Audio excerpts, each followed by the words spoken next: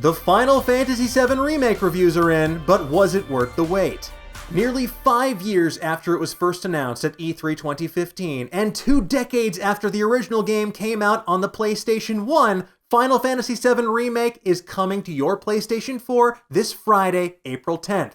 And oh my god, about damn time. Naturally, gamers have a ton of questions about this return to Midgar, but perhaps the single most important question mark surrounding the remake is, was it worth waiting 2 decades to play a game that ostensibly many of us have already played before, sometimes on multiple platforms? Final Fantasy VII Remake takes the last word of its title very seriously. It's not just an HD remaster or an upscaled port of the original, but it's a complete overhaul. It's rebuilt, remixed, and reimagined from the ground up. It's also just part 1 of this epic story. They transformed the roughly 6-hour Midgar intro of the original game into a full-blown 40-plus hour story of its own. So, did Square Enix manage to break the limits of the original, or is this going to be a bigger disappointment than when I realized I'd corrupted my Disc 3 save because I tried to bring back a certain character from the dead using Game Shark? Yeah, I'm over it. Super chill. Do upgraded graphics, brand new game mechanics, and an expanded plot make up for the fact that we're expected to buy part 2 of this game a few years down the line? How long is that even going to be? Does this game live up to our nostalgia for the original, or does it rely too heavily on it? Will this remake be accessible to a new group of gamers who didn't get the chance to play the original back in the day? Well, the reviews are finally out, and we're going to break them down for you right now without spoiling too much along the way. Let's start off with Kotaku's review. Final Fantasy VII Remake is a phenomenal game, one that any fan of the series should play. I'm not sure if people who haven't played Final Fantasy VII will appreciate it as much or find the story all that comprehensible, but if you have at least a basic familiarity with the adventures of Cloud and crew, you're likely to appreciate what's one of the most audacious remakes that we've ever seen in any medium. The Kotaku review went on to say, "It's as if Final Fantasy VII were the outline of a school paper and Final Fantasy VII Remake is a grad school thesis." And that seems to be a recurring theme in these reviews. Final Fantasy VII Remake set an incredibly high bar for itself. It wanted to honor the spirit and legacy of the original while still bringing something new to the table. IGN's review points out the tightrope this game walks. The expectations around Final Fantasy VII Remake are sky high, and it mostly manages to deliver. Its combat is top-notch, its enemy variety kept me constantly entertained, and seeing this snippet of story fleshed out with real emotional arcs and the previously hidden humanity behind Midgar filled me with pure joy. The boring RPG filler in Kingdom Hearts' convolution that was inserted in between did stop my ear-to-ear grin from being constant, but never long enough to kill the mood completely. Screen Rant laid out the good and the bad. There's a lot to say about Final Fantasy VII Remake. How it wasn't afraid to shake up the story in parts where it mattered, or how it trusted its characters to hold up under increased screen time and scrutiny.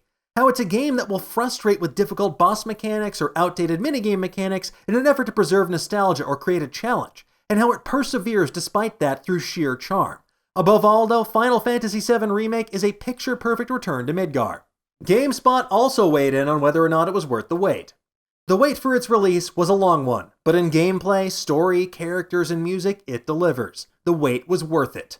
For first-time players, it's an opportunity to understand why Final Fantasy VII is held in such high regard.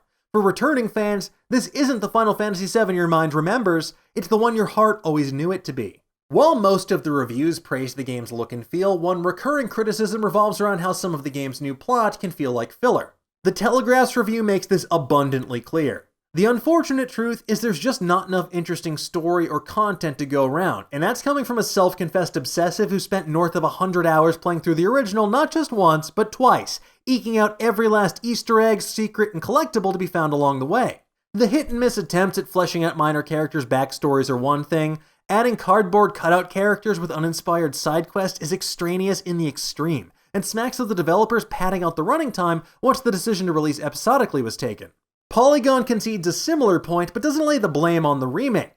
For all of this game's expanded length, however, I didn't come away with an enriched or newly complicated understanding of these characters. They're familiar, and I was glad to see them again and to spend time with them, but nothing this game offers with regard to them took any chances or meaningfully affected my impression of who they are.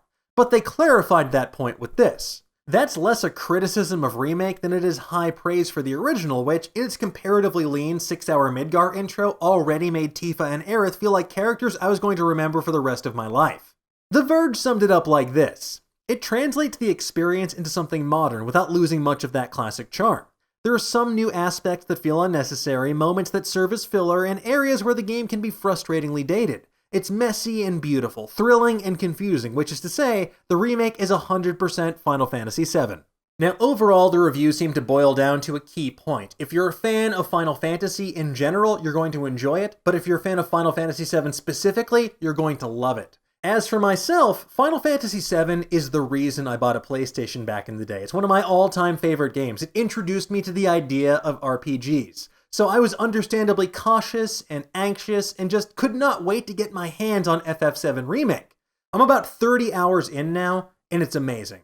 This cyberpunk fable about eco-warriors fighting against a corrupt corporation that's slowly destroying our planet feels more relevant than ever. It's an amazing experience from top to bottom. They overhauled graphics, gameplay systems, everything. I mean, yes, it's more linear than you might be expecting, but that's the beginning of the game. This is part 1 in a series. And if you want my full review, stay tuned to Nerdist.com later this week. It's going to be going up then. But in the meantime, let me know, what do you folks think? Are you going to be playing Final Fantasy VII Remake? What aspect of this remake are you most excited for? And are you still a little bit bummed it's going to be released episodically? Let's discuss. Thank you so much for watching. If you enjoyed what you saw, please like and share this video with your friends and subscribe to our channel so you never miss a new episode. And if you want to make sure you get notified whenever we put up a new video, hit that little bell down below.